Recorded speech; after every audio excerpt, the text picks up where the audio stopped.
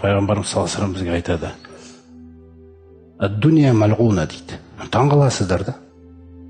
Дүние деген нәрсе дейді, ол Алланың батасын алмаған дейді. Ол тек емтихан, майданы болып жаралған дейді. Малғунаны тікелей аударатын болсаң, лағнеттелген дейді. Яғни мағынасы, ол жерде Алланың батасы жоқ дейді. Алла сүйіп бермейді дейді еш нәрсені саған, ризықты берген кезде. Ол тек қана шүкір еткен кезіңде ғана басталады. Сүю деген, береке деген нәрселер. Сосын айтады, пайғамбарымыз сосын, малғунун мафия, жалпы дүниенің ішіндегілердің барлығы лағнеттелген дейді, қараңыздар. Күллі дүниеде не бар? Күллісі осы Алла тағаланың батасын алмаған нәрселер дейді. Дүниеде берекесіз, дүниенің ішіндегі нәрседе де береке жоқ дейді.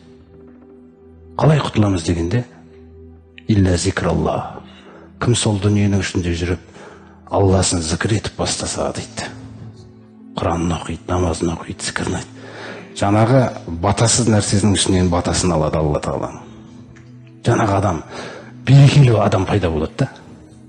Қарас қалай Алла тағала түсіндіріп отыр. Илля зикраллахи ва ма валаху. Сосын Алла тағалаға бойұсынуды айтпағанда дейді, екінші амал.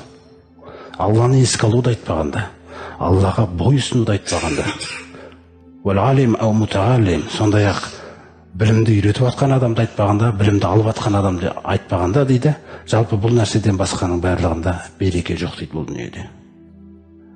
Сонда болып атқан нәрсенің бәріне, болып атқан нәрсенің бәрі сән, сәулет, күллі нәрсе болды. Сол сәулеттермен талай адамдар алданып кеткен тарихта.